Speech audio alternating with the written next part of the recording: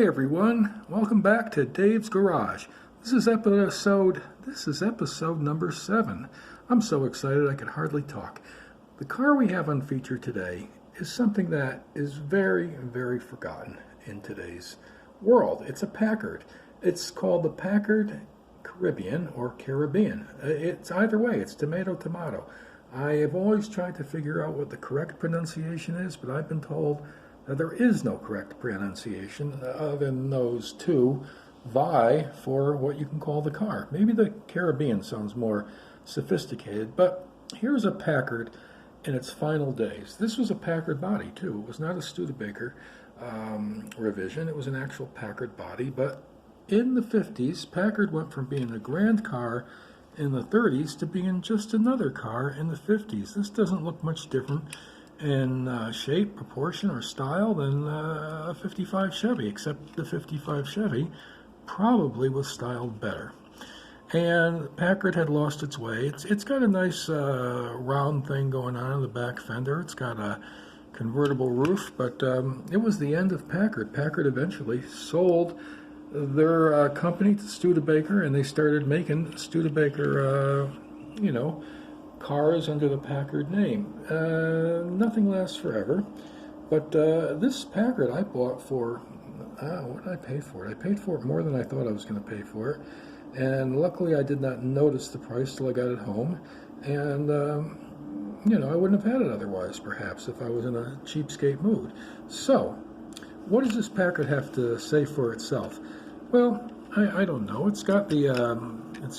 should have white wall tires, but it doesn't. I mean, the model, just given the tires it's got, in stock, don't worry about that too much. Maybe some of them did have black walls, but I doubt it.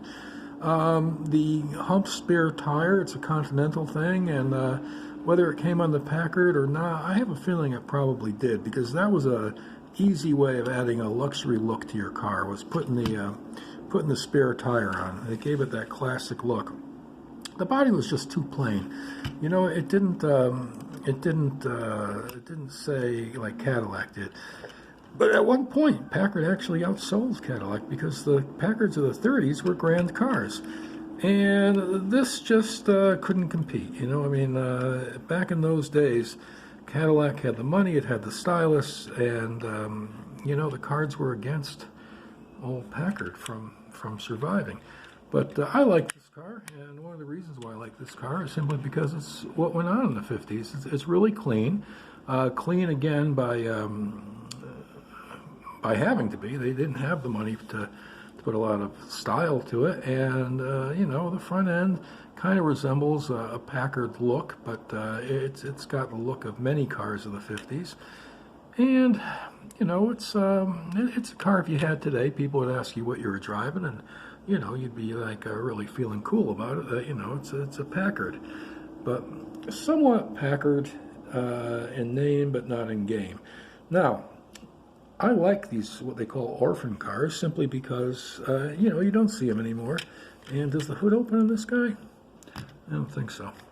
And there's a tradition. I mean, today there's Tesla, and before Tesla there was, Bricklin, and there was DeLorean. None of them really made it until Tesla made it. But back in the 50s, you had the remnants of the olden era, and you had some new models like the Kaiser, Fraser, the 48 run of Tuckers.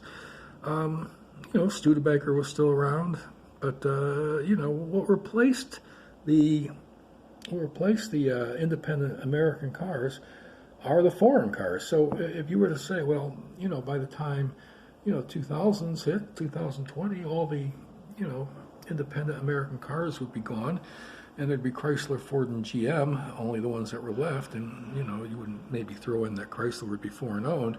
You'd be like, wow, the competition is gone. How good can the cars be?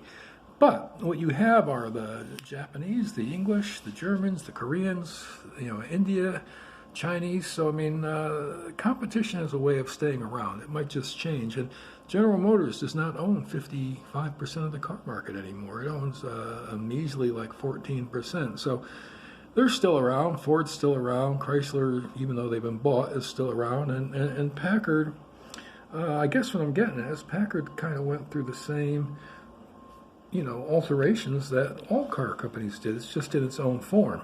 Whereas Chrysler is no longer independent, and GM is at a lower market share, and Ford just kind of does its thing. They've all changed. I mean, Ford doesn't even make any cars anymore. But the Packard was just another, case of things not going as they'd always gone.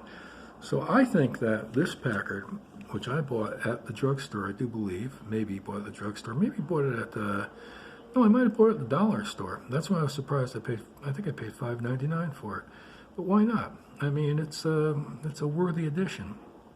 I don't think this top comes off because it would just leave a gaping hole. It wouldn't be like it would have resemble the top when it was actually put down. But that's Packard for you. Packard was a major luxury car of the 30s. I mean, of the grand era, and it wound down. So again, why did somebody make this car?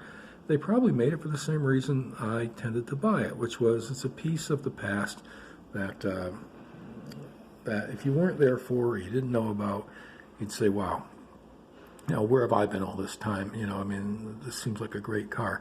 But if you know the history, even a little bit like I do, you know that this was a dying gasp. Packard made some show cars in the late 50s that were supposed to be the revival of Packard, but they weren't very realistic, nor did they ultimately look that good. Now this adds on to the videos that I've already done.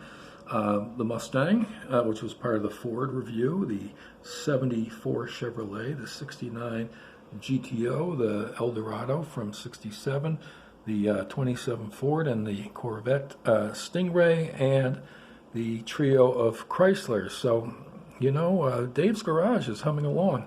This is going to be it for the first series of cars that we do.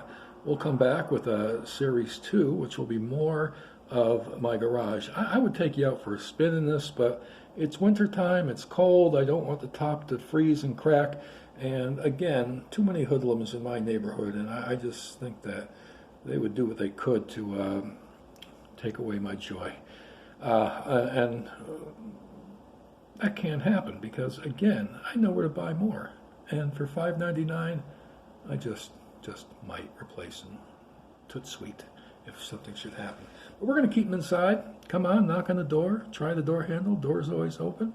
I'm here. Just give it a knock or two so I can throw some duds on, and I'd be glad to give you a tour of the garage. Thank you very much, and I'll see you all next week.